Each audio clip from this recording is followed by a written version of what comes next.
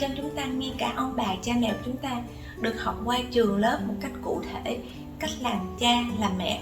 Chúng ta học cách làm cha làm mẹ thông qua cái cách chúng ta quan sát ông bà cha mẹ nuôi dạy chúng ta, và rồi chúng ta áp cái đó lên trên con chúng ta, và con chúng ta cũng đang quan sát chúng ta, cái cách mà chúng ta nuôi dạy nó, để sau này nó áp lên trên chính con của nó.